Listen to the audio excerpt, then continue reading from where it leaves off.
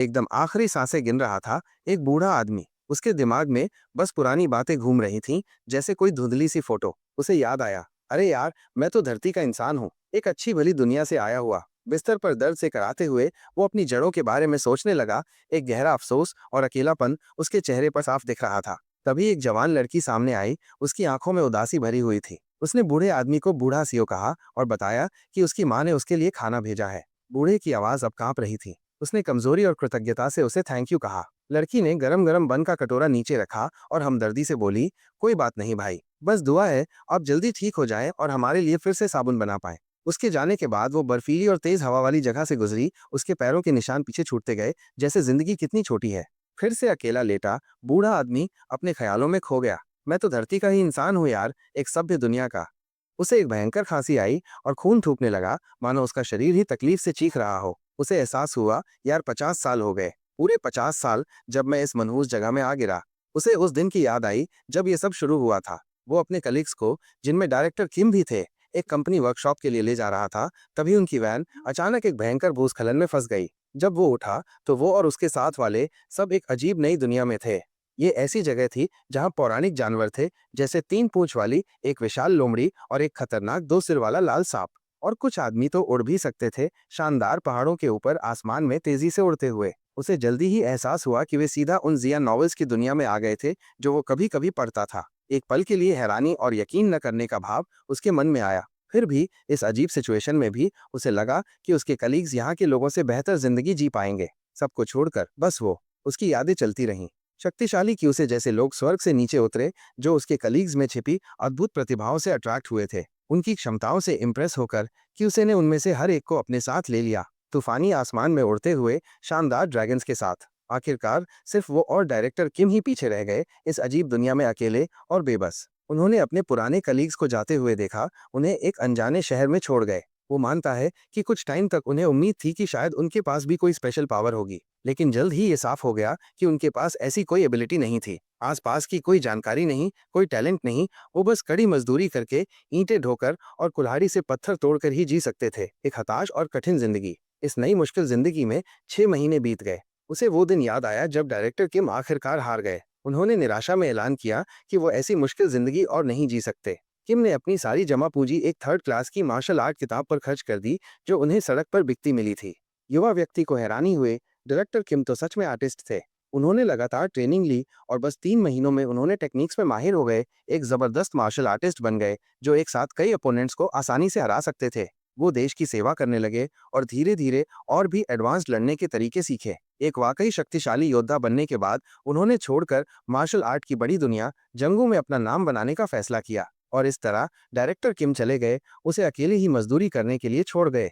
एक छोड़ा हुआ और निराश इंसान। एक पल के लिए उसने सोचा कि शायद उसके साथ भी कुछ खास हो सकता है, लेकिन उम्मीद फीकी पड़ गई। अब बूढ़ा आदमी अपने कठोर टूटे हुए हाथों को देखता है, जिनमें अब बस थकान और दर्द है। उसे एहसास होता है कि आखिर तक उसके साथ कभी कुछ नहीं हुआ। एक भयंकर सच्चाई। बूढ़ा आदमी को भयंकर खांसी हुई, खून फर्श पर थूकने लगा। 50 लंबे सालों के बाद वो सोचता है कि अब वो बस एक कमजोर बूढ़ा आदमी है, जो एक मामूली ठंड से मर रहा है। धरती से होने के बावजूद ये उसकी दुखद रियलिटी थी। उसे याद आया उसने कितनी मेहनत की थी। उसने भाषा और लिखना सीखा, उसने गुजारा किया, आखिरकार एक छोटा सा जमीन का टुकड़ा खरीदा और अपने हाथों से एक घर बनाया। उसे थोड़ी सक्सेस तब भी मिली जब उसने लाई से साबुन बनाना शुरू किया। एक ऐसी दुनिया में जो पुराने चीन जैसी थी, साबुन एक नई और पॉपुलर चीज थी। और उसने अच्छा खासा पैसा कमाना शुरू कर दिया था। एक पल के लिए खुशी की लहर दौड़ जाती है, लेकिन वो भी उससे छीन लिया गया, क्रूरता और अन्याय का शिकार। उसे याद है कि वो अपना सामान बिजी मार्केट से ले जा रहा था। तभी चोरों ने उसकी रेसिपी चुरा ली। उनके गुंडों ने उसे भगा दिया, ये पक्का करते हुए कि वो कंपटीशन ना कर सके। अब उसके पास कुछ नहीं बचा था, बस हताशा और खालीपन। जैसे ही हवा उसकी छोटी सी झोपड़ी के बाहर गरज रही थी, बूढ़ा आदमी मौत का इंतजार करता रहा। इस दुनिया से पूरी तरह से अस्वीकृत महसूस कर रहा था। एक काला साया उसे चढ़ाता हुआ लगा, पूछता रहा कि वो क्या करना चाहता था। उसने अपने खूनी दांतों को दर्द से भींचा, सोचा कि उससे और क्या एक्सपेक्ट किया जा रहा था। अपने मन में क्रोध और हताशा से चीखा कि उसने बहुत ट्राई किया था। उसकी आंखों से आंसू बह रहे थे, क्योंकि वो सवाल कर रहा था कि उसे उसके कलीग्स की तरह क्यों नहीं चुना गया। एक गहरा अन्याय उसे महसूस हो रहा था। उसे समझ नहीं आ रहा था कि क्यों। भले ही वो जानता था कि वो स्पेशल नहीं है, उसे बार बार सब कुछ छीनने का दर्द सहना पड़ा, एक अंतहीन पीड़ा। अब उसके पास अपनी आंखें खुली रखने की भी एनर्जी नहीं बची थी। उसकी नजर धुंधली पड़ गई, बाहर के बर्फीले पेड़ धुंधले हो गए। अपने आखिरी पलों में उसने सोचा कि अगर उसके पास थोड़ी और पावर होती तो शायद उसे जिंदगी में और मौके मिल सकते थे। एक अधूरी इच्छा। उसके विचार खामोशी में खो गए। इस तरह वो मर गया। थोड़ा रुक कर, लेकिन फिर एक तेज रोशनी उसे घेर लेती है। एक अचंभित कर देने वाली घटना। वो हाफा। अचानक वो फिर से जवान हो गया, धूप से भरे खेत में लेटा हुआ। भ्रमित होकर वो उठ बैठा और सोचा कि वो अभी भी जिंदा क्यों है। उसने खुद को देखा और महसूस किया कि उसने वही कपड़े पहने हुए थे जो उसने धरती पर पहने थे। उसके चारों ओर उसके कलीग्स भी उठ रहे थे, थके हुए और भ्रमित। एक सिरदर्द की शिकायत करता है, जबकि दूसरा पूछता है कि वे कहाँ हैं। उन्हें देखकर उसे अचानक एहसास हुआ। वो अब समझ गया कि उसे बिना शक्तियों के इस दुनिया में नहीं लाया गया था। अपने पुराने कलीग्स को घूरते हुए वो जानता था कि उसे रिग्रेशन की पावर मिल गई है। एक विशाल और अविश्वसनीय रिविलेशन। धूप से भरी जंगल की एक खुली जगह में एक हीरो के कलीग्स घूमते हुए कहते हैं कि अभी कुछ पल पहले ही वे एक कंपनी ट्रिप पर थे।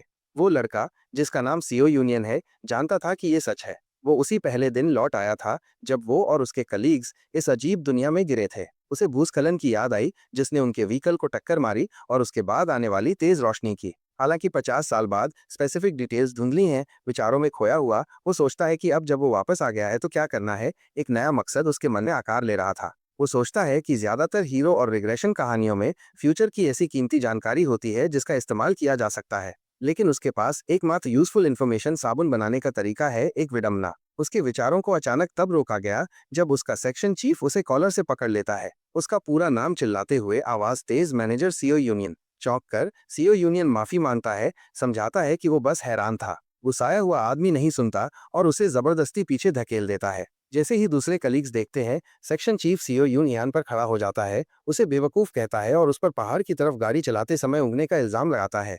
कहता है कि उसने लगभग उन सभी को मार डाला था।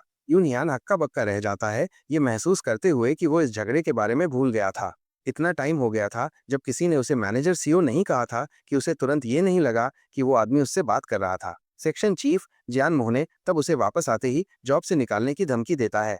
उसकी आवाज में धमकी और दुश्मनी साफ थी। यून हियान चुपचाप गुस्से में था, ये याद करते हुए कि मोहने कितना बदमाश है। उसे याद आया कि मोंग हुन उनकी कंपनी एसजेडी में एक मैनेजिंग डायरेक्टर का भतीजा है और 32 साल की उम्र में पूरा भाई भतीजावाद करके सेक्शन चीफ बन गया था। एक अन्याय की फीलिंग उसे घेर लेती है। एक और कलीग बीच में आने की कोशिश करता है, मोहने को रुकने के लिए कहता है और ये तर्क देता है कि यूनियन भूस्खलन से बच नहीं सकता था। लेकिन मुंह ने उसे एक तरफ धकेल देता है। ये जोर देकर कहता है कि यूनियन की गलती थी कि वो ऊँग रहा था। घुटनों पर आकर यून हियान खुद से स्वीकार करता है कि वो ऊँग गया था, लेकिन उसकी थकावट का कारण उसे नए सिरे से गुस्से के साथ याद आया, क्योंकि जियान मोंग हुन ने अपना सारा काम उस पर डाल दिया था, जिससे उसे पूरा करने के लिए पूरी रात जागना पड़ा। अपने होंठ पर खून के निशान के साथ यूनियन को एक और इम्पोर्टेंट डिटेल याद आती है। मोंग हुन को खुद ड्राइविंग का इंचार्ज होना चाहिए था, जबकि उसका कलीग लगातार गुस्से में था, चिल्ला रहा था और यून हियान को उन सभी को फंसे होने के लिए ब्लेम कर रहा था। पिछले 50 सालों की यादें उसके दिमाग में तेजी से आ रही थीं। उसे याद आया कि पहली बार ऐसा होने पर वो इतना हैरान और कंफ्यूज था कि उसने बस अपना सिर झुका लिया और जियान म्योंग-हुन से माफी मांगी, ये मानते हुए कि वो गलत था। उस अकेले एक्ट ने उसके अगले 50 सालों के लिए टोन सेट कर दी थी। एक ऐसी जिंदगी जो माफी मांगने और झुकने में गुजरी, एक अधम और अपमानजनक अस्तित्व। उसे उन डाकुओं के सामने झुकने की याद आती है जिन्होंने उसे लूटा था, एक घमंडी मार्शल आर्टिस्ट के सामने जिसने उसका मजाक उड़ाया था, और एक करप्ट ऑफिसर के सामने जिसने टैक्स के नाम पर उसकी सारी प्रॉपर्टी जब्त कर ली थी। लेकिन जिंदगी भर अपना गुस्सा पीने के बाद उसने कुछ सीखा था। वो जानता था कि उन लोगों के सामने अपना आपा खोना स्मार्ट नहीं है, जिन्हें वो सच में हैंडल नहीं कर सकता। हालांकि इस बार अलग था। उसका चेहरा दृढ़ निश्चय से कठोर हो गया।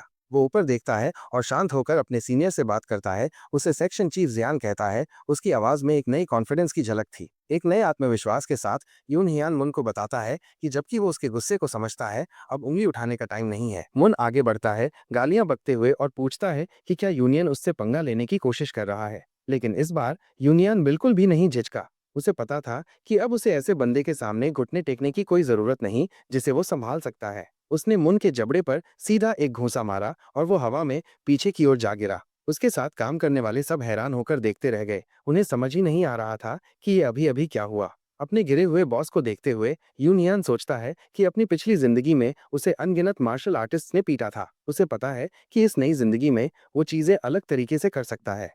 यून हियान मुन होंग को लगातार पीटना जारी रखता है। उसके दिमाग में अपने पुराने दुख की सारी यादें घूम रही थीं। उसे याद आया कि कैसे पहाड़ों में जड़ी बूटियां इकट्ठा करते समय डाकुओं ने उसे पीटा था। खराब फसल के दौरान और ज्यादा डेस्परेट डाकुओं ने उस पर हमला किया था, और जब वो टैक्स नहीं भर पाया था तो अफसरों ने उसे टॉर्चर किया था। मुन होंग दर्द से चीख रहा था, जबकि यून हियान उसके ऊपर खड़ा था। वो सोचता है कि सालों तक ऐसी जालिमाना हरकतें झेलने के बाद उसने एक चीज सीखी थी जो उसके सभ्य कलीग्स के पास नहीं थी, हिंसा। वो बेरहमी से अपने बॉस को पीटता है, ये सोचते हुए कि आंखों पर वार करने से उनका डर और बढ़ जाता है। उसे एक्सपीरियंस से पता है कि ऐसी पिटाई के बाद सिर्फ दो शब्द अपने आप निकलेंगे, और सच में जैसे ही यून हियान ने एक चोटिल और लहूलुहान मुन होंग को कॉलर से पकड़ा, उसका बॉस बार बार सिर्फ माफी ही मांग पाया।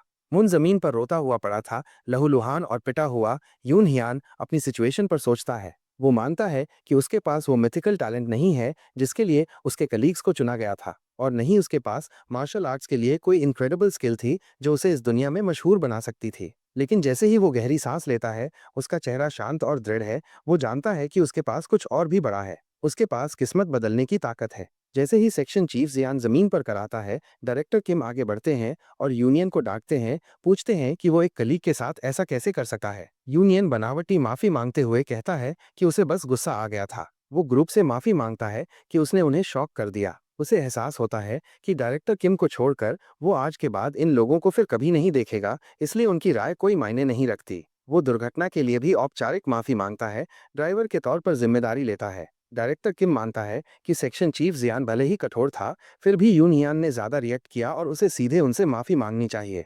यून हियान धीरे से सहमत हो जाता है, उसे डायरेक्टर किम कहकर संबोधित करता है। हालांकि अंदर ही अंदर वो जानता है कि उसे डायरेक्टर किम से फिर से मिलना होगा। उसे याद है कि किम इस दुनिया के सबसे मजबूत मार्शल आर्टिस्ट्स में से एक बनने वाला था, एक बार जब वो ट्रेनिंग शुरू करेगा। यून हियान सोचता है कि अगर वो इस जिंदगी में किम को ज्यादा से ज्यादा सपोर्ट कर सके तो शायद उसे इससे फायदा हो सकता है। इसका मतलब है कि उसे अभी से किम के साथ अच्छे रिश्ते बनाने होंगे। यून हियान जियान के पास जाता है और अपना हाथ बढ़ाता है, औपचारिक रूप से मानता है कि उसका रिएक्शन अन्यायपूर्ण था और माफी मांगता है। जियान गुस्से से उसे घूरता है, एक गाली देने को तैयार था, लेकिन यूनन की ठंडी सख्त नजर उसे चुप करा देती है। जियान धीरे से बढ़ाया हुआ हाथ ले लेता है। मुकाबला खत्म होने के बाद डायरेक्टर किम सुझाव देते हैं कि उन्हें जंगल से बाहर निकलने की कोशिश करनी चाहिए और किसी गांव की तलाश करनी चाहिए। यूनन मन ही मन सहमत होता है कि यही सही चीज होगी। हालांकि जैसे ही एक और कलीग दूर किसी चीज की ओर इशारा करता है, यून हियान खुद को याद दिलाता है कि इस दुनिया में कॉमन सेंस की कोई जगह नहीं है। यून हियान जानता है कि ये एक ऐसी दुनिया है जहां अमर लोग राक्षसी जानवरों से लड़ते हैं अपनी इटर्नल लाइफ की तलाश में, और जहां एकमात्र नियम यह है कि ताकतवर कमजोर को निगल जाता है। मुरिम के लोग दौलत और सम्मान के लिए लगातार तलवारों से लड़ते रहते हैं। ये जगह जहां वे गिरे हैं उसे असेंशन पाथ के नाम से जाना जाता है। अपने चारों ओर विशाल पहाड़ी विल्डरनेस को देखते हुए यूनियान को पता है कि यहाँ आसपास कोई गांव, शहर या राष्ट्र नहीं है। वो डायरेक्टर किम की ओर मुड़ता है और बताता है कि सूरज जल्द ही ढल जाएगा, ये सुझाव देते हुए कि उन्हें रात के लिए एक सुरक्षित आश्रय बनाना चाहिए। डायरेक्टर सहमत हो जाता है, विचारपूर्वक चारों ओर देखता है। उसके कलीग्स में से एक को अचानक वैन और उनके वर्कशॉप के लिए पैक किए गए सामान की याद आती है। यून हियान जानता है कि कार ढूंढना बेकार है, लेकिन उसे ये भी पता है कि उसके कलीग्स उसकी बात नहीं मानेंगे। बहस में एनर्जी बर्बाद करने के बजाय वो सुझाव देता है कि वे दो टीमों में बंट जाएं, एक आश्रय की तलाश में और दूसरा कार की तलाश में। वे पूरी तरह से अंधेरा होने से पहले वापस मिलने के लिए सहमत हो जाते हैं। बाद में उस शाम रात गिरने पर ग्रुप एक जलती हुई आग के चारों ओर हडल्ड होता है। एक महिला अपनी कंफ्यूजन जाहिर करती है, ये सवाल करती है कि जब वे भूस्खलन के दौरान कार में थे तो वे यहाँ कैसे आ गए। फिर भी कार कहीं नहीं मिलती। एक और कलीग मानता है कि उसे भी समझ नहीं आ रहा है। वे कुछ भुने हुए खाने से खुद को डिस्ट्रैक्ट करने की कोशिश करते हैं। एक व्यक्ति ये कमेंट करता है कि इसका स्वाद चेस्टनट जैसा है। यूनन अपनी एक महिला कलीग से पूछता है कि क्या भुने हुए नट्स कुरकुरे हैं, और उसे बताता है कि उसके पास बहुत सारे हैं, इसलिए उसे जितना चाहिए उतना लेना चाहिए। डायरेक्टर किम हंसता है और कहता है कि इस गंभीर सिचुएशन में भी वे मैनेजर सीओ की वजह से मजा कर रहे हैं। वो यून हियान की तारीफ करता है कि वो डिपेंडेबल और डिलीजेंट है, जैसा कि वो कंपनी में था। फिर उसे याद आता है कि यून हियान ड्राइविंग करते समय थका हुआ था, क्योंकि उसे पिछली रात देर तक काम करना पड़ा था। महिलाओं में से एक सहमत हो जाती है, अपने मैनेजर को वाकई डिलीजेंट बताती है। एक और जोड़ती है कि यूनियन को गुफा मिलने की वजह से ऐसा लगता है कि वे बस कैंपिंग कर रहे हैं। यून हियान को याद आता है कि अपनी पिछली जिंदगी में उन्हें घंटों जंगल में भटकने के बाद ही ये जगह मिली थी। वो तारीफ को ऐसे ही टाल देता है, कहता है कि वो बस लकी था। एक और कलीग उसे बस कॉम्प्लीमेंट एक्सेप्ट करने के लिए प्रोत्साहित करता है। मुस्कुराते हुए यून हियान मन ही मन सोचता है कि वो इस पल का मजा लेगा, क्योंकि आज रात उनके साथ आखिरी शांतिपूर्ण समय होगा। रात गिरने पर यूनन मन ही मन सोचता है कि ये आखिरी बार होगा जब वे ऐसे एक साथ हंस पाएंगे। वो अचानक घुटनों के बल बैठ जाता है और जंगल के भगवान को अपना ग्रीटिंग देता है। एक राक्षसी कई पूंछ वाला भेड़िया जिसकी आंखें लाल जल रही थीं, उसके सामने मटेरियलाइज्ड होता है। उसकी आवाज उनके दिमाग में गूंजती है। वो ध्यान देता है कि इंसान होने के बावजूद उसकी एक अनोखी गंध है। ये कमेंट करता है कि अपनी हजारों सालों की जिंदगी में उसने कभी उनके जैसे इंसान नहीं देखे। अपनी नींद से चौंके हुए उसके कलीग्स उस जानवर को देखते हैं और डर से चीखने लगते हैं। उसे राक्षस कहते हैं। यून ह्यान फ्रैंटिकली चिल्लाता है कि वे थोड़ा रिस्पेक्ट दिखाएं और घुटनों पर आ जाएं। प्राणी ग्राउल करता है। ये कहता है कि हर बार जब वो इंसानों से मिलता है तो उसे याद आता है कि वे कितने फूलिश और रूड हैं। जानवर स्नाल करता है। उसके नुकीले दांत चमक रहे थे। वो उनसे कहता है कि आमतौर पर वो उनके सभी अंगों को फाड़ देता, लेकिन क्योंकि उनमें से एक को पता है कि उसके साथ सही तरीके से कैसे बिहेव करना है, वो उन्हें माफ कर देगा। हालांकि वो अभी भी अपने क्षेत्र में ट्रेसपासिंग के लिए एक कीमत मांगता है। अगर उनमें से कोई एक अपना हाथ चढ़ाता है तो वो बाकियों को रहने देगा। यून ह्यान कांप जाता है। उसे अपनी पिछली जिंदगी याद आती है। उसे याद आता है कि कैसे सबने पैनिक में चीखना शुरू कर दिया था, जिससे भेड़िया गुस्सा हो गया था और उनका बेरहमी से स्लॉटर हुआ था। इस बार हालांकि वो ग्रिम सेटिस्फैक्शन के साथ ध्यान देता है कि उसके प्रॉपर मैनर्स की सराहना की गई है। जानवर अपनी होठ चाटता है और पूछता है कि कौन अपना हाथ चढ़ाएगा। यून यान मन ही मन सोचता है कि ये पिछली बार से एक सुधार है, जब वे सब मर गए थे। अब बस एक इंसान का हाथ लगेगा। एक अकेला बलिदान बाकियों के जीवित रहने को सुनिश्चित करेगा। ये जानते हुए कि क्या होगा, यूनयान को एहसास होता है कि एक खोया हुआ हाथ भी उन शक्तिशाली कल्टीवेटर्स द्वारा ठीक किया जा सकता है जो 2 दिनों में आने वाले हैं। उसे ये भी याद है कि उसने दर्द कम करने के लिए एक जड़ी बूटी पहले से तैयार कर रखी थी। इस जानकारी के साथ वो घुटने टेकता है और बहादुरी से अपनी ही बाह का बलिदान देने के लिए वॉलंटियर करता है। राक्षसी भेड़िया प्लीज लगता है। ये मानता है कि यूनन अपने मैनर्स जानता है। जैसे ही जानवर अपना विशाल जबड़ा खोलता है, वो प्रक्रिया को कम से कम दर्दनाक बनाने का वादा करता है। फिर वो काटता है। यूनयान का हाथ उसके कंधे से साफ अलग कर देता है। वो एक खामोश दर्दनाक चीख निकालता है क्योंकि घाव से खून बहने लगता है। राक्षसी भेड़िया कटे हुए हाथ को चबाता है और निगल जाता है। जबकि यूनियन के कलीग्स डर से पीछे हटते हैं, यूनियन खुद दर्द से चीखता है, अपने ब्लीडिंग स्टम्प को पकड़े हुए और दर्द कम करने वाली जड़ी बूटी को याद करता है जिसे उसने तैयार किया था। वो तुरंत जड़ को पकड़ता है और उसे अपने मुंह में ठूंस लेता है। असहनीय एगोनी उसकी आंखों से आंसू निकाल देती है। जानवर अपने होठों से खून चाटता है और कमेंट करता है कि जबकि उसे लगा था कि उसकी अनोखी गंध की वजह से उसका स्वाद अलग हो सकता है, उसका स्वाद किसी और इंसान जैसा ही है। दरअसल वो जोड़ता है कि उसकी नसों में इम्प्योरिटीज की वजह से उसका स्वाद और भी खराब है। तेज सांस लेते हुए यून हियान को एहसास होता है कि जड़ी बूटी ने पहले ही दर्द को सुन्न करना शुरू कर दिया है। वो विनम्रता से माफी मांगता है कि उसका चढ़ावा अच्छा नहीं था। भेड़िया उसे बताता है कि उसके बलिदान के बदले में वो ग्रुप को 7 दिनों के लिए अपने क्षेत्र में रहने देगा। वो जोड़ता है कि वे उसकी डिवाइन इन्फ्लुएंस की वजह से नहीं मरेंगे। उसके साथ जानवर उछलकर दूर चला जाता है, जंगल में गायब हो जाता है। जैसे ही वो चला जाता है, यूनन जमीन पर गिर जाता है। उस ऑर्डिल से रीलिंग कर रहा था। उसके कलीग्स पैनिक में उसकी ओर दौड़ते हैं, उसका नाम पुकारते हैं। वो उनसे गुफा के अंदर वापस जाने के लिए कहता है और बताता है कि वो सब कुछ समझाएगा।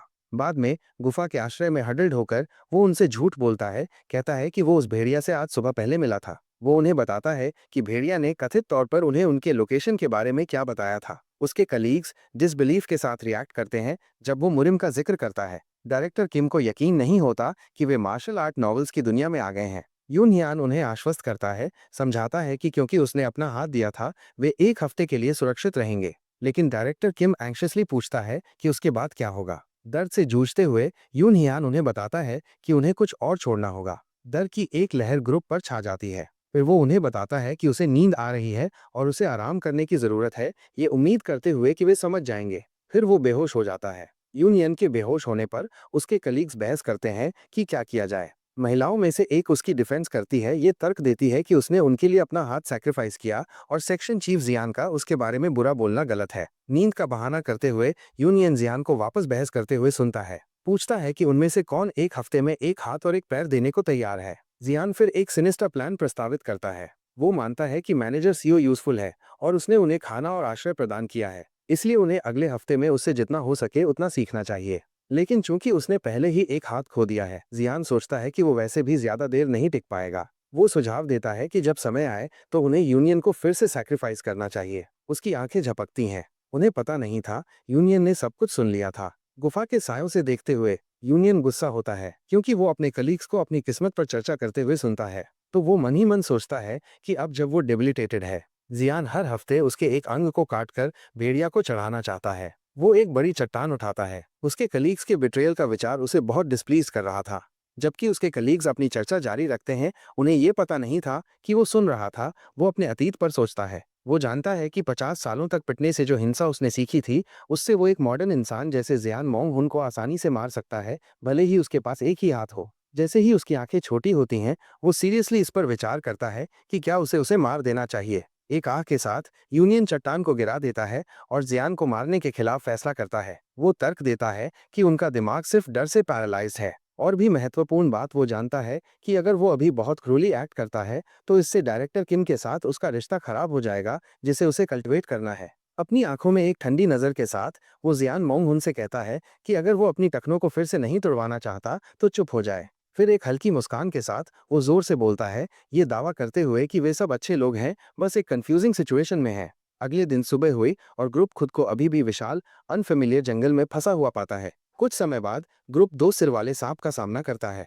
यून हियान को याद आता है कि भेड़िया जिसने उसका हाथ खाया था, उसके विपरीत इस जानवर ने सिर्फ थोड़ी मात्रा में खून मांगा था। उसे ये भी याद है कि अपनी पिछली जिंदगी में ये वही सांप था जिसने चीफ ओरी को तब चूसा था जब वो पहले ही अपने अंग खो चुका था। ये सोचते हुए कि ये बस थोड़ी मात्रा है, चीफ ओ आगे बढ़ता है और अपना हाथ चढ़ाता है। सांप काटता है, लेकिन डिस्गस्ट के साथ तुरंत पीछे हट जाता है। अपना खून थूकता है और इसे सबसे खराब मानव रक्त घोषित करता है जिसका उसने कभी स्वाद लिया है। यून हैन चुपचाप कमेंट करता है कि ये कोई हैरानी की बात नहीं है, क्योंकि चीफ ओ का खून एक मॉडर्न डे वर्कर का है जो निकोटीन और कोलेस्ट्रॉल से भरा है। चीफ ओ अपना ब्लीडिंग हाथ पकड़े हुए गुस्से में सिर्फ फुसफुसा सकता है। चार्ज लेते हुए यून हैन जियान मुन से जड़ी बूटियां इकट्ठा करने के लिए अपने साथ आने के लिए कहता है। जियान इतने कैजुअली संबोधित किए जाने पर हैरान हो जाता है और पूछता है कि यून हैन ने उसे उसके पूरे नाम से क्यों बुलाया। अनफेज्ड, यूनियन बस पूछता है कि क्या उसे भूख लगी है। जब जियान मानता है कि उसे भूख लगी है, यूनहान उसे लोकल फलों और एडिबल हर्ब्स के बारे में सिखाने की पेशकश करता है। जियान इस अचानक जेनरोसिटी से हैरान होकर डिसबिलीफ में हकलाता है। यूनहान करीब झुकता है और झूठ बोलता है। जियान को बताता है कि वो अगले हफ्ते भेड़िया को अपना दूसरा हाथ चढ़ाने की योजना बना रहा है। वो दावा करता है कि अगर वो मर जाता है तो किसी को जंगल में कैसे सरवाइव करना है ये जानना जरूरी है। जियान अभी भी स्केप्टिकल पूछता है कि क्या वो सीरियस है। ओवरजॉयड और रिलीव्ड होकर वो यूनियन को प्रोफ्यूजली धन्यवाद देता है। यूनियन मन ही मन जियान के ग्रैटिट्यूड पर स्कॉफ करता है, ये अच्छी तरह से जानते हुए कि भेड़िया वापस नहीं आएगा और ये नॉलेज बेकार होगी। लेकिन अभी के लिए वो एक शो करता है। गुस्से में जियान पर चिल्लाता है कि जब वो गलत फल चुनता है तो कॉन्सेंट्रेट करे और ध्यान दे।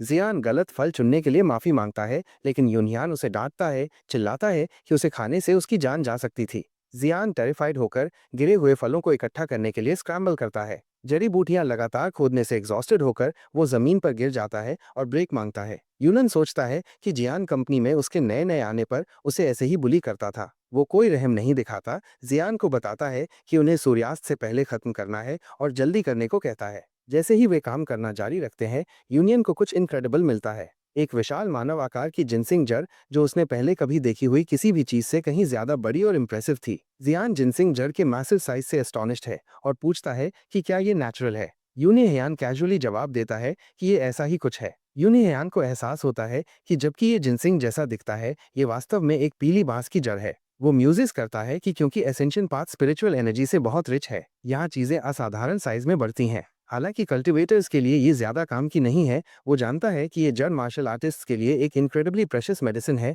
जो उनके क्यूआई को बहुत बढ़ा सकती है। वो सोचता है कि ये डायरेक्टर किम के लिए बहुत मददगार होनी चाहिए।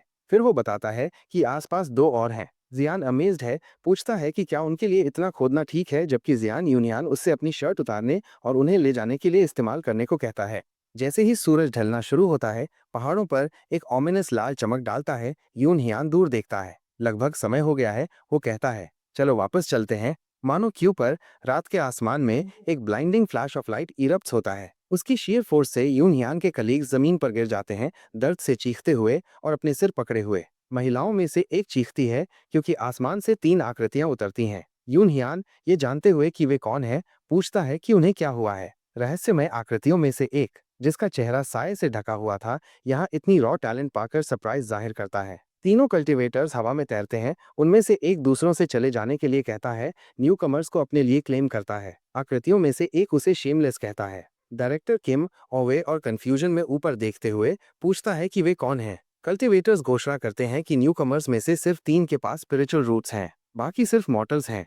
उनमें से एक सोने के कपड़े पहने हुए अपने हाथ में क्रैकलिंग लाइटनिंग की एक बॉल इकट्ठा करता है और एक शक्तिशाली ब्लास्ट छोड़ता है जो सेक्शन चीफ जियान को घेर लेता है। जियान एग्नी में चीखता है क्योंकि एनर्जी उसके अंदर सर्जिंग करती है। सोने के कपड़े पहने कल्टीवेटर चिल्लाता है कि ये इनक्रेडिबल है। जियान के पास हेवनली गोल्डन थंडर का शरीर है। पीछे न रहने के लिए एक और कल्टीवेटर जो काले कपड़े पहने हुए था और एक तार वाला इंस्ट्रूमेंट पकड़े हुए था, दूसरे को हटने के लिए कहता है, अपनी बारी की घोषणा करता है। वो एक तार तोड़ता है और हवा में एनर्जी की एक शक्तिशाली लहर रिपल करती है। जैसे ही इंस्ट्रूमेंट से आवाज उन पर छा जाती है, एक महिला कलीग दर्द से अपना सिर पकड़ लेती है। एक डार्क एनर्जी नीचे उतरती है, उसे हवा में उठा लेती है। काले कपड़े पहने कल्टीवेटर एक वाइल्ड एक्सटैटिक एक्सप्रेशन के साथ देखता है, चिल्लाता है कि उसे एक ghostly in transforming immortal root मिली है और मार्वल करता है कि ऐसी चीज वास्तव में मौजूद है। तीसरा कल्टीवेटर एक पावरफुली बिल्ट आदमी जिसकी लंबी दाढ़ी थी, जमीन पर पैर पटकता है और अपना ध्यान चीफ ओ की ओर मोड़ता है। उसके कंधे पर हाथ रखते हुए वो घोषणा करता है कि चीफ ओ के पास एक अनोखा होली बॉडी है, कुछ ऐसा जो उसे पाकर अमेज्ड है। वो घोषणा करता है कि चुने हुए तीनों एज्योर हेवन क्रिएशन सेक्ट के डिसाइपल बनेंगे क्योंकि उनकी कंबाइंड टैलेंट्स में पूरी दुनिया को बदलने की पोटेंशियल है। कल्टीवेटर्स बहस करने लगते हैं कि किस डिसाइपल को कौन मिलता है। चीफ इमेंस प्रेशर में सांस लेने के लिए संघर्ष कर रहा था, ऐसा महसूस कर रहा था जैसे अगर वो मना करता है तो वो मर जाएगा। ब्लैक रोब कल्टीवेटर उसे स्वे करने की कोशिश करता है, उसे ब्लैक गोस्ट वैली में शामिल होने के लिए कहता है जिसमें हर कल्टीवेशन मेथड इमेजिनेबल है। गोल्ड रोब कल्टीवेटर उसे इमोर्टैलिटी, फेम और स्वर्ग को पलटने की ताकत का वादा करता है, गारंटी देता है कि उसे 100 सालों के अंदर सब कुछ मिल जाएगा। जैसे ही कल्टीवेटर्स झगड़ते रहते हैं, ब्लैक गोस्ट वैली प्रैक्टिशनर द्वारा चुनी गई महिला बेहोश हो जाती है। डायरेक्टर किम फ्रैंटिकली पूछता है कि क्या वे कम से कम उन्हें जंगल से बाहर निकाल सकते हैं, ये डरते हुए कि अगर उन्हें पीछे छोड़ दिया गया तो वे सब मर जाएंगे। जवाब में कल्टीवेटर्स में से एक बस अपने रोब से एक छोटी ऑर्नेट बॉटल निकालता है। कल्टीवेटर्स में से एक कमेंट करता है कि मॉर्टल्स बहुत ज्यादा चिंता करते हैं और सवाल करता है कि जियान ऐसे बेकार शरीर के साथ असेंशन पाथ तक कैसे पहुंच पाया। एनर्जी का एक ब्लास्ट जियान को घेर लेता है जिससे वो दर्द से चीखता है। इस बीच एक और कल्टीवेटर यूनियन के घाव को नोटिस करता है, ये डिड्यूसेस करते हुए कि उसने अपना हाथ एक लोमड़ी से खो दिया था। ये देखकर कि यूनियन ने खुद को दूसरों के लिए कैसे चढ़ा दिया, कल्टीवेटर कमेंट करता है कि वो भले ही सिर्फ एक मॉडल हो लेकिन उसमें हिम्मत है। वो फिर यूनियन का हाथ ठीक करता है जिससे वो नीली लौ के एक बर्स्ट के साथ रिजेनरेट हो जाता है। स्टंड यूनियन सिर्फ धन्यवाद ही कह पाता है। उनका काम खत्म होने पर कल्टीवेटर्स घोषणा करते हैं कि उन्होंने असेंशन पाथ के सभी जानवरों और राक्षसों को पकड़ लिया है, इसलिए अगले 10 सालों तक ये सुरक्षित रहेगा। फिर वे चुने हुए तीनों डिसाइपल्स को ले जाते हैं और आसमान में असेंड करते हैं। डायरेक्टर किम उनके पीछे चिल्लाता है, उनसे इंतजार करने की विनती करता है क्योंकि उसे और दूसरों को जंगल से बाहर निकलने का रास्ता नहीं पता। डायरेक्टर किम उनके पीछे चिल्लाता है, अपने बिछड़े हुए कलीग्स के नाम चिल्लाता है, लेकिन कल्टीवेटर्स पहले ही चले गए थे। यूने हियान सोचता है कि 50 साल पहले भी ऐसा ही हुआ था। चाहे उन्होंने कितनी भी जोर से आवाज लगाई, कल्टीवेटर्स ने उन्हें कीड़े मकोड़ों की तरह नजरअंदाज किया और अपने रास्ते चले गए। वो अपने नए नवेले ठीक हुए हाथ को देखता है, ये सोचते हुए कि कम से कम इस बार उसे इसके लिए 2 दिन इंतजार नहीं करना पड़ा। तेजी से सांस लेते हुए डायरेक्टर किम मन ही मन कर्ज करता है, ये सोचते हुए कि अब उन्हें क्या करना चाहिए, जंगल में फंसे हुए। जैसे ही रात के आसमान में रोशनी की धारियां क्रिस क्रॉस करती हैं, वो ऊपर देखता है और पूछता है कि ये सारी लाइटें क्या हैं, ये सोचते हुए कि क्या वे किसी चीज की ओर ले जाती हैं। अगले दिन एक भयंकर आंधी आती है और ग्रुप खुद को अभी भी अकेला और जंगल में खोया हुआ पाता है। जैसे ही बारिश होती रहती है, ग्रुप गुफा में आश्रय लेता है। महिलाओं में से एक डिप्टी मैनेजर और खून खांसती है, साफ तौर पर भयानक हालत में थी। छोटी महिला यून यान से कहती है कि वो खराब हालत में है और फ्रैंटिकली पूछती है कि क्या कोई जड़ी बूटी है जिसका वे इस्तेमाल कर सकते हैं या उन्हें क्या करना चाहिए। यून यान बेपरवाह लगते हुए उससे थोड़ा और इंतजार करने के लिए कहता है, ये सुझाव देते हुए कि कोई उसे ठीक करने के लिए आ सकता है। उसके ठंडे जवाब से उसके कलीग्स कंफ्यूज्ड हो जाते हैं। जैसे ही वो मुड़ता है, गुफा के मुंह पर एक शैडोई फिगर दिखाई देता है। न्यू कमर असेंशन पाथ में मॉर्टल्स को पाकर कमेंट करता है। शैडोई फिगर कमेंट करता है कि वे ड्रैगन्स की कंपटीशन के बीच सफर करते हुए चींटियों की तरह हैं। डायरेक्टर किम टेरिफाइड होकर हकलाता है और पूछता है कि वो कौन है। जैसे ही फिगर का चेहरा रिवील होता है, वो मुस्कुराता है और खुद को समुद्र ड्रैगन किंग रियोल के रूप में इंट्रोड्यूस करता है। रियोल हंसता है, उनकी कमजोरी पर मजाक उड़ाता है। डायरेक्टर किम पूछता है कि क्या वो उन क्यूसे में से एक है जिसने उसके कलीग्स को किडनैप किया था। रियोल उसे करेक्ट्स करता है, कहता है कि वो अमर नहीं है। अमर शब्द क्यूसे के लिए आरक्षित है जो स्वर्ग से उतरे थे। वो उन्हें बताता है कि वो एक इमॉर्टल बीस्ट है, एक दैवीय जानवर जिसने कल्टीवेशन किया है। डायरेक्टर किम पूछता है कि वो उनसे क्या चाहता है। रियोल मुस्कुराता है, कहता है कि उसे भूख लगी है और उसे इंसानी कल्टीवेटर्स पसंद हैं। वो डायरेक्टर किम और यूं हियान दोनों को घूरता है। डायरेक्टर किम डर से कांप जाता है, यून हियान की ओर मुड़ता है और पूछता है कि क्या वो उसे सुन सकता है, और उन्हें जंगल से बाहर निकलने के लिए कहता है। रियोल दोनों की ओर झुकता है, एक धमकी भरी आवाज में कहता है कि वो किसी भी ह्यूमन को अपनी बॉडी को कल्टीवेट करने की परमिशन नहीं देगा, कम से कम जब तक वो अपने सी ड्रैगन बीले को इस रास्ते पर गाइड नहीं करता। वो डायरेक्टर किम और यूं हियान को ध्यान से देखता है और पूछता है कि क्या उन्होंने कभी किसी को अपनी बॉडी कल्टीवेट करते देखा है। डायरेक्टर किम कंफ्यूज्ड पूछता है कि वो किस बारे में बात कर रहा है। रियोल उसे झिड़कता है, उसे बेवकूफ कहता है। यूं हियान अब आगे बढ़ता है और विनम्रता से खुद को मैनेजर सीओ यूनियन के रूप में इंट्रोड्यूस करता है। रियोल को सी ड्रैगन किंग रियोल कहकर संबोधित करता है। रियोल पूछता है कि उसे क्यों घुटने टेकना चाहिए और यून हियान मुस्कुराता है, कहता है कि रियोल ने अभी अभी एक बात कही है। यून हियान बताता है कि रियोल एक डिवाइन बीस्ट है जो इंसानों से बहुत सुपीरियर है, इसलिए उसकी बात सच होनी चाहिए, है ना?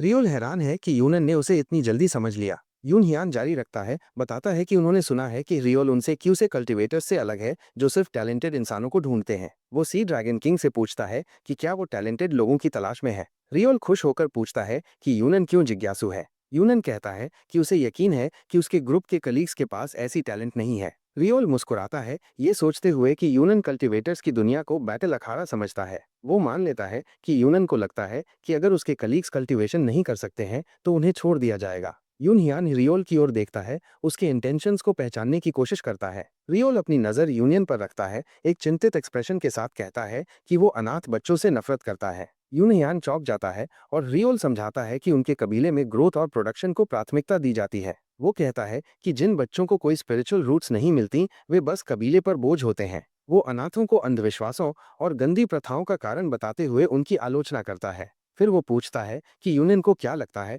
कि उन क्यूसे ने उन इंसानों को क्यों किडनैप किया। यूनियन जवाब नहीं देता। वो अपनी बात जारी रखता है, ये कहते हुए कि वे इंसानों को उनके संप्रदाय को पुनर्जीवित करने के लिए अनाथों के रूप में इस्तेमाल करते हैं। वो डायरेक्टर किम को घूरता है। डायरेक्टर किम एक भयानक चिल्लाता है। रियोल उन्हें बताता है कि क्यू से उनके शरीर को उनके संप्रदाय के उद्धार के लिए बलिदान के रूप में इस्तेमाल करेंगे। वो हंसता है, ये सोचता है कि ये अनाथ ऐसे अंधविश्वासी प्रथाओं के लिए परफेक्ट हैं। डायरेक्टर किम अब डर से कांप रहा था।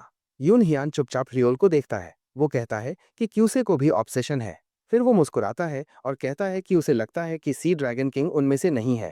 रियोल प्रभावित होकर देखता है, ये सोचते हुए कि यून हियान उसे क्यूसे की तुलना में ज्यादा मैच्योर लगता है। वो अपनी बोतल को बाहर निकालता है, एक ऑर्नेट चीनी मिट्टी का फ्लास्क, जिसे वो कल्टीवेटर्स को एक क्यूसे के रूप में डिस्क्राइब करता है। उन्हें एक शानदार पगोडा का विजन दिखाता है जो उस बोतल के अंदर है। वो बताता है कि उसके अंदर 18 सौसी ड्रैगन सो रहे हैं। यून हियान और डायरेक्टर किम इस बात से हैरान होकर चुप रह जाते हैं। फिर रियोल बेहोश डिप्टी मैनेजर ओ की ओर देखता है, कहता है कि वो कितनी अजीब और दिलचस्प है। वो सोचता है कि अगर वो सी ड्रैगन कबीले में शामिल हो जाए तो वो सचमुच कुछ असाधारण बन सकती है। जैसे ही रियोल डिप्टी मैनेजर ओ को लेने के लिए हाथ बढ़ाता है, डायरेक्टर किम आगे बढ़ता है, उसका नाम चिल्लाता है, लेकिन एक शक्तिशाली फोर्स उसे पीछे धकेल देती है और वो जमीन पर गिरकर घुटने टेक देता है। रियोल घमंडी होकर कहता है कि वो उसे अपना खून देगा और उसे अपना रिश्तेदार मान लेगा। वो ये भी कहता है ये हम सबके लिए सबसे अच्छा होगा, और उसे अपनी बाहों में उठा लेता है। फिर वो एक और सलाह देता है, ऊंचे लेवल के कल्टीवेटर से ऐसे ही सवाल मत पूछो। डायरेक्टर किम की आंखें बाहर निकल आती हैं और खून बहने लगता है। वो छटपटाता है और गिर जाता है। यून हियान उसकी ओर दौड़ता है। रियोल मुड़ता है और चला जाता है, कहता है कि उसने उनके सवालों का जवाब इसलिए दिया क्योंकि वो उदार है, लेकिन ज्यादातर दूसरे कल्टीवेटर्स ऐसी गुस्ताखी के लिए उन्हें मार डालते। बिजली की एक आखिरी चमक के साथ वो एक शानदार नीले ड्रैगन में बदल जाता है और आसमान में उड़ जाता है। एक साफ सुबह सूरज उगता है और यून हियान और उसके ग्रुप के कुछ बचे हुए सदस्य फिर से अकेले रह जाते हैं। वो उदासी से सोचता है, उन सबको किडनैप कर लिया गया है।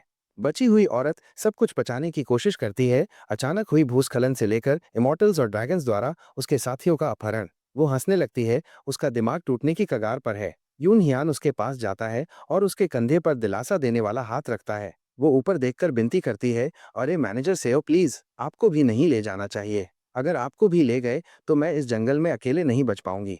यून हियान उसे प्यार भरी नजर से देखता है। वो कहता है, दुर्भाग्य से हमारा समय खत्म हो गया है। जैसे ही वो अपनी बात खत्म करता है, एक अजीब एनर्जी उसे घेर लेती है और वो हैरानी और दर्द में एक छोटी सी चीख निकालती है। अचानक जमीन हिलने लगती है और पक्षी घबराए हुए झुंड में उड़ जाते हैं। वो औरत चिल्लाती है कि कुछ आ रहा है। यून हियान पूछता है, अब क्या हुआ? और डायरेक्टर किम चिल्लाता है, वो आ गया है। एक विशाल बख्तरबंद शेर जैसा जानवर पास की चट्टान पर कूदता है, अपनी पीठ पर एक बूढ़े झुके हुए आदमी को लिए हुए। वो आदमी जोर से सोचता है कि साधारण इंसान एसेंशन पाथ में कैसे आ गए। फिर वो हंसता है, ये समझते हुए कि एसेंशन गेट के खुलने पर वो एक स्पेशल स्टॉर्म में फंस गए होंगे। अपनी चालाकी से खुश होकर वो खिलखिलाता है, खुद को जीनियस कहता है। अपनी छड़ी पर झुककर बूढ़ा आदमी डरे हुए इंसानों को देखता है। वैसे भी इंसानों, वो अपनी धीमी और खतरनाक आवाज में पूछता है, अभी अभी वो विशाल चेतना किसने पैदा की थी? बूढ़ा आदमी एक पागल मुस्कान के साथ कहता है कि उसने जो उपस्थिति महसूस की थी वो इतनी शक्तिशाली थी कि उसे लगा कि ऊपरी क्षेत्र से कोई ऋषि उतर आया है। फिर वो पूछता है कि क्या वो जमीन पर पड़ी औरत थी? डायरेक्टर किम डर कर पूछता है कि वो कौन है, जबकि वो औरत हकलाती है कि मैनेजर किम उनका कलीग है। एक अचानक और हिंसक हरकत के साथ बूढ़ा आदमी अपनी छड़ी को जमीन पर मारता है। एक शक्तिशाली शॉकवेव निकलती है, डायरेक्टर किम को हवा में पीछे धकेल देती है। यून हियान आगे बढ़ता है, उसे समय रहते बचा लेता है। बूढ़ा आदमी अब उस औरत की तरफ देखता है। बच्ची, वो कहता है, मुझे तुम्हें अपना चेला बनने दो। तुम्हारे पास स्पिरिचुअल रूट्स नहीं है, पर मैं अपनी ताकत से उन्हें तुम्हारे लिए जगा सकता हूँ। वो अपने आप से सोचता है कि क्या होगा अगर ऐसी अजीब चेतना एक कल्टीवेटर की डिवाइन कॉन्शियसनेस में बदल जाए। लेकिन वो औरत झिझकती है, आंसू भरी आंखों से अपने बचे हुए साथियों को देखती है। बूढ़ा आदमी चिढ़कर पूछता है कि क्या वो अभी भी अपनी दुनियावी मोहमाया से चिपकी हुई है जब उसने उसे अपनाने की पेशकश की है। इस मामले में वो कहता है, मैं खुद ही उन संबंधों को तोड़ दूंगा।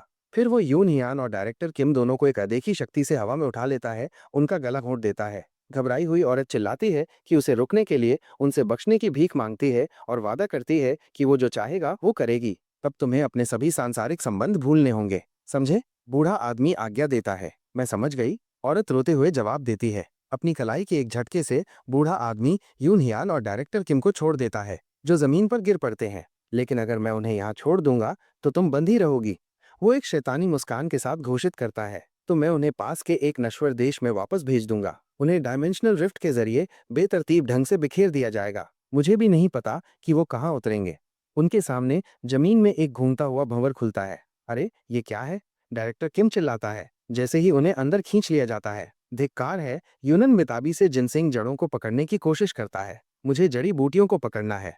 जैसे ही उन्हें भंवर में खींच लिया जाता है, औरत उनके पीछे चिल्लाती है, निराशा में यूनन का नाम पुकारती है। फिर पोर्टल बंद हो जाता है और सब कुछ अंधेरा हो जाता है। विक्रेताओं की आवाजें यांगुओ में बेहतरीन रेशम और शंघाई से नए आए शास्त्र हवा में गूंजती हैं। यूनन खुद को और डायरेक्टर किम को एक छोटे से कमरे की पत्थर की फर्श पर पड़ा हुआ पाता है, अभी भी जिनसिंग जड़ों का बैग पकड़े हुए।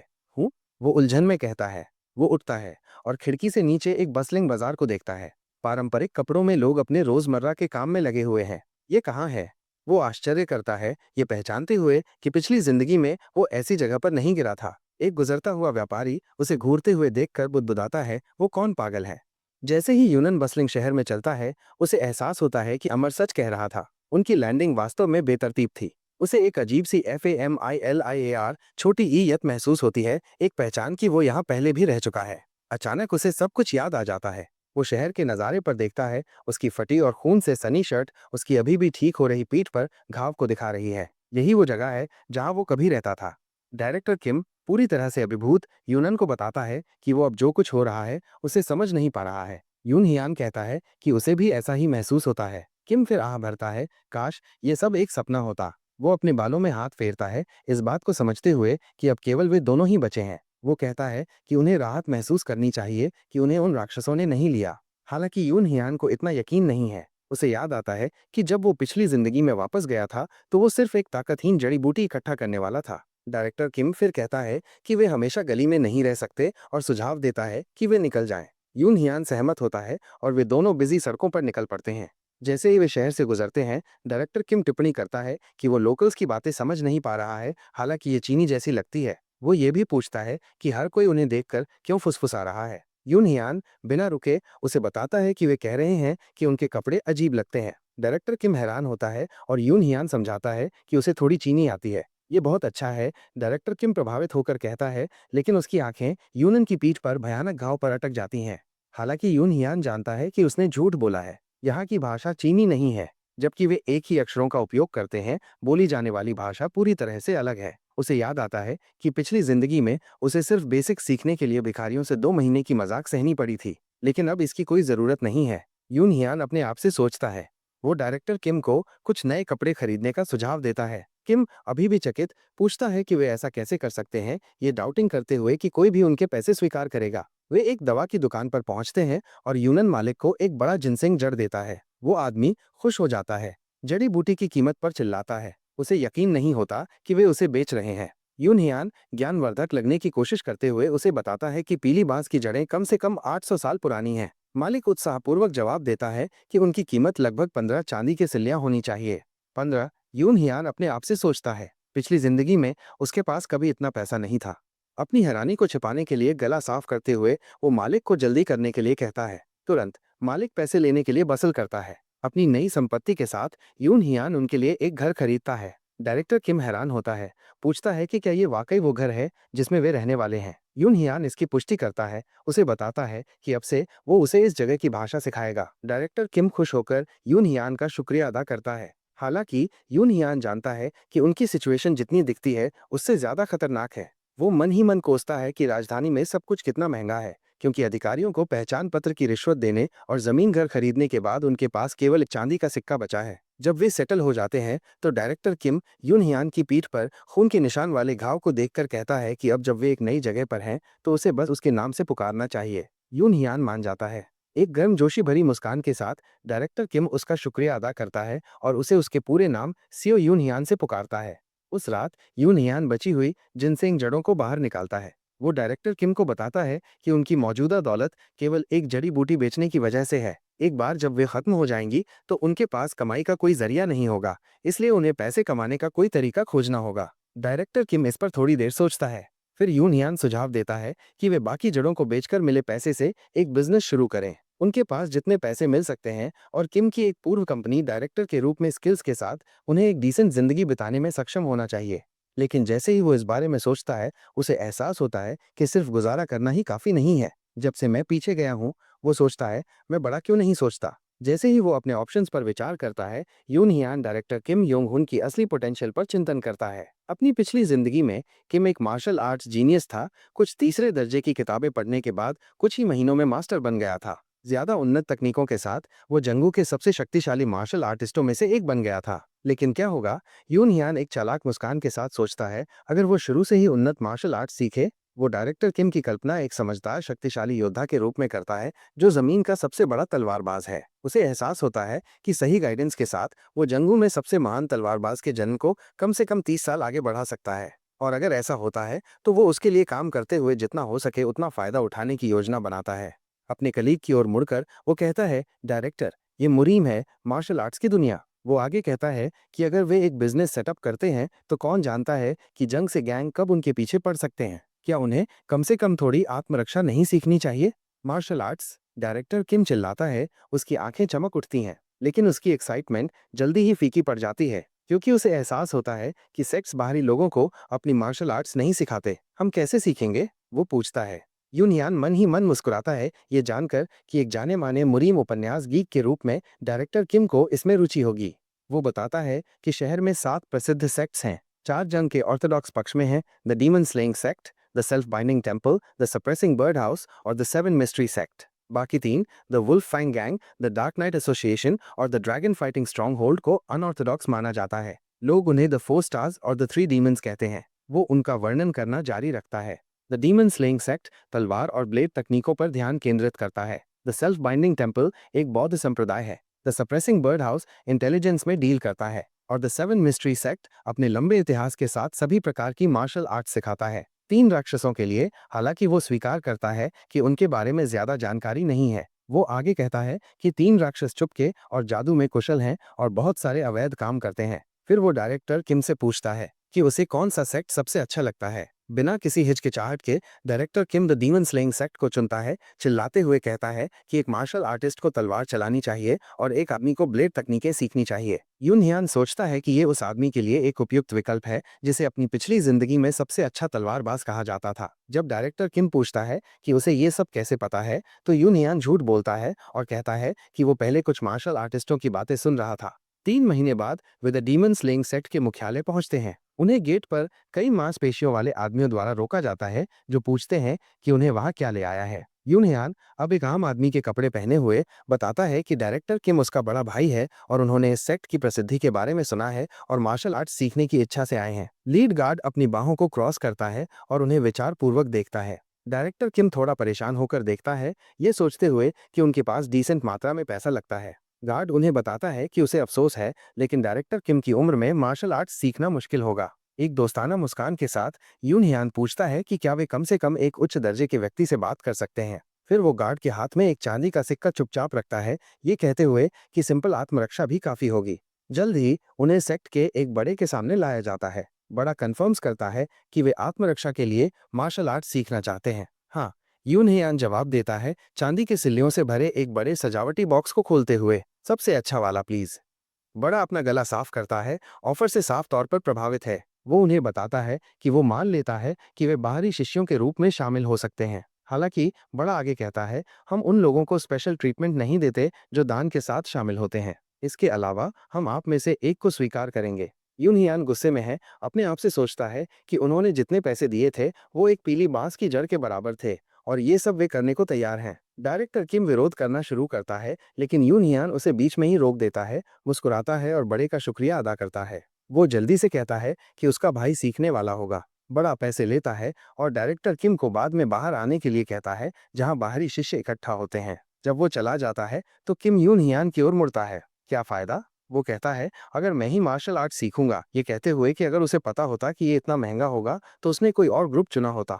यून हियान बस हंसता है। परेशान मत हो, वो कहता है, ये ऐसा नहीं है कि मैं कभी स्पोर्ट्स में अच्छा रहा हूँ। मैं बचे हुए पैसे से एक बिजनेस सेटअप करूंगा और तुम्हें सपोर्ट करूंगा। तुम बस मार्शल आर्ट सीखने पर ध्यान दो। डायरेक्टर किम अभी भी अभिभूत यून हियान को बताता है कि वो अपनी पूरी कोशिश करेगा, लेकिन चिंता करता है कि क्योंकि वो बूढ़ा है, वो ज्यादा कुछ नहीं कर पाएगा। यून हियान उसे प्रोत्साहित करता है, उसे खुद पर विश्वास रखने के लिए कहता है। एक छोटी सी मुस्कान के साथ डायरेक्टर किम उसका शुक्रिया अदा करता है।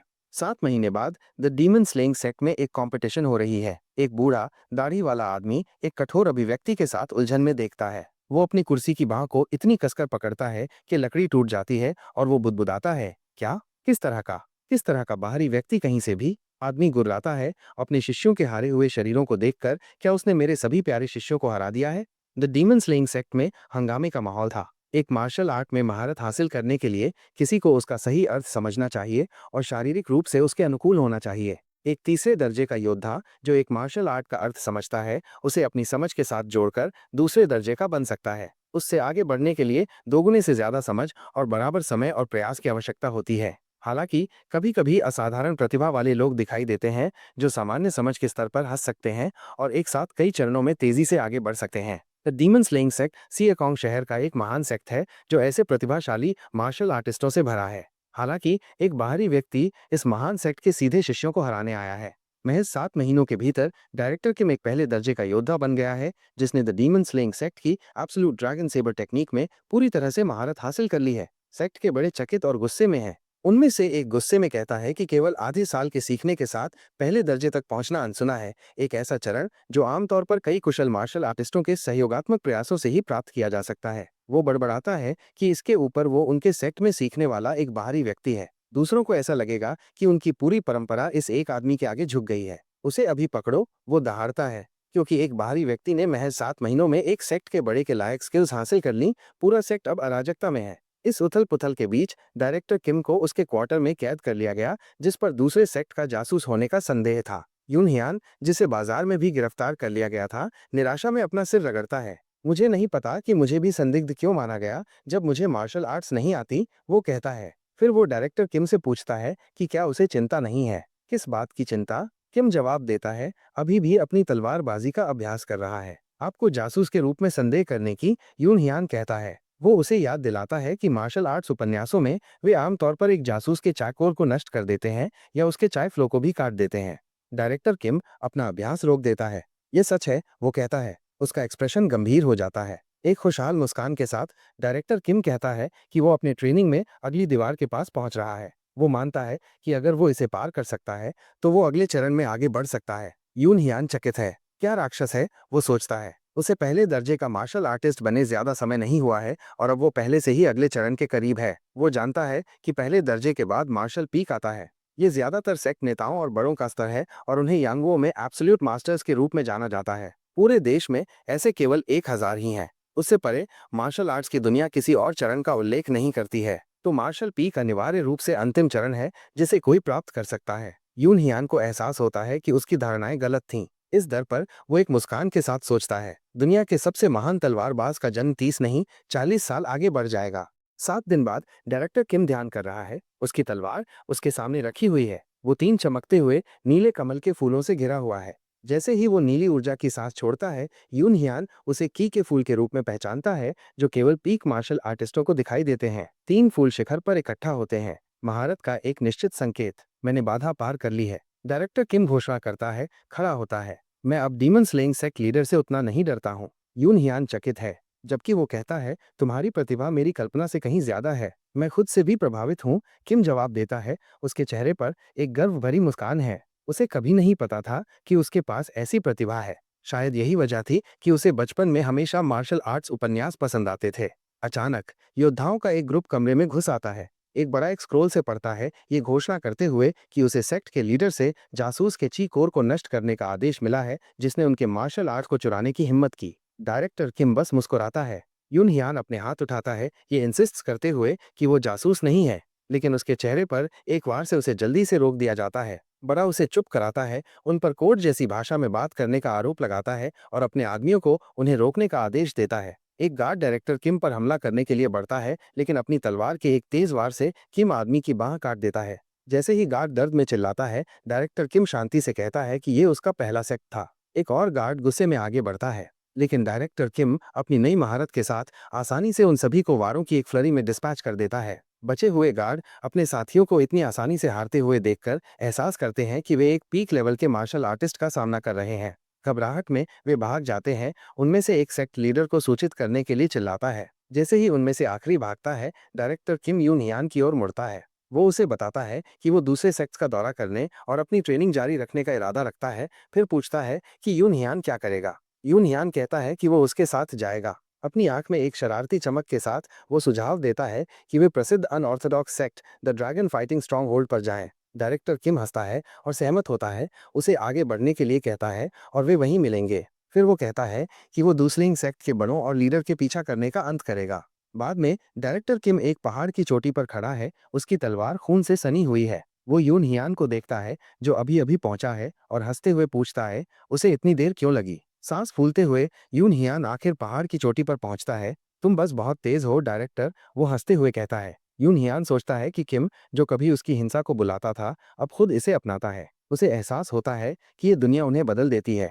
ये बहुत अच्छा होगा। वो सोचता है, अगर वे इस मार्शल आर्ट्स की दुनिया में नहीं बल्कि पृथ्वी पर अपने रोजमर्रा के जीवन में लौट सकें। अगर वो पीछे गया होता तो वो चाहता कि वो बस पृथ्वी पर लौट सकें, लेकिन इसमें कुछ नहीं किया जा सकता। अब जब वे यहाँ हैं तो उन्हें वही करना होगा जो वे कर सकते हैं।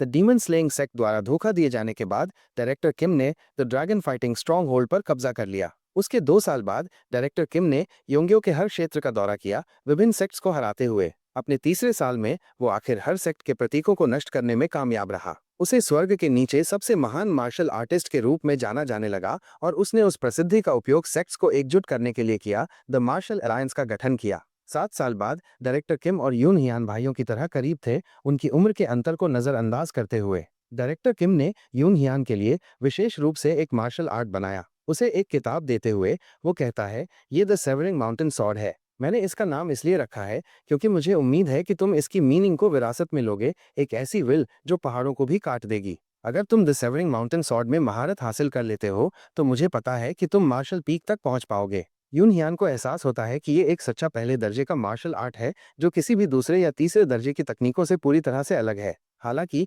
अगर कोई समस्या थी तो वो उसकी अपनी प्रतिभा की कमी थी। डायरेक्टर किम के धैर्यपूर्ण एक पर एक प्रशिक्षण के बावजूद वो लगातार संघर्ष करता है, लगातार मार खाता है और गिरता है। एक पर्टिकुलरली हार्ड हिट के बाद डायरेक्टर किम उसे बताता है कि उसमें वाकई कोई प्रतिभा नहीं है। यून हियान की प्रतिभा, वो सोचता है, बिल्कुल भयानक थी। स्वर्ग में सबसे अच्छे मार्शल आर्टिस्ट ने उसके लिए एक मार्शल आर्ट बनाया और उसे एक पर एक सिखाया। फिर भी वो पूरे 1 साल के बाद मुश्किल से तीसरे दर्जे तक पहुंचा। मुझे लगता है कि इसमें कुछ नहीं किया जा सकता, वो सोचता है, अपनी धीमी दर्दनाक प्रगति को याद करते हुए। लेकिन कम से कम उसे दवा में कुछ प्रतिभा है। लोग अलग अलग क्षेत्रों में प्रतिभाशाली होते हैं, वो सोचता है। अपना रास्ता स्वीकार करते हुए वो डायरेक्टर किम की यात्रा का समर्थन करते हुए दवा का अपना अध्ययन जारी रखता है। एक दिन 10 साल बाद उसने इसे देखा।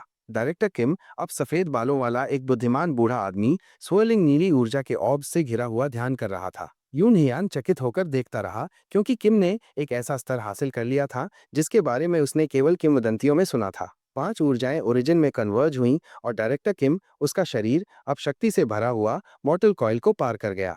जैसे ही किम अपनी शक्ति के अगले स्तर तक पहुंचता है, उसका शरीर हवा में तैरता है, सुनहरी ऊर्जा से रेडिएटिंग कर रहा है। एक शॉकवेव कमरे को हिला देती है और यून हियान अविश्वास में देखता है। जैसे ही किम का बूढ़ा शरीर बदल जाता है, वो आश्चर्यचकित होकर देखता है क्योंकि बूढ़ा आदमी जवां और शक्तिशाली हो जाता है। वो युवा आदमी को योंग हुन के रूप में पहचानता है, वही डायरेक्टर किम जिसे वो अपनी पिछली जिंदगी में जानता था। वो जानता है कि उसने अभी अभी स्केलेटल रिस्ट्रक्चरिंग नामक एक घटना देखी है। तुम इतने हैरान क्यों हो? युवा मांसपेशियों वाला किम पूछता है। पसंद आया तो लाइक करो, चैनल को सब्सक्राइब करो, आपके सपोर्ट का इंतजार रहेगा। मिलते हैं नेक्स्ट वीडियो में। ये लाइन एकदम देसी है, सीधी बात करती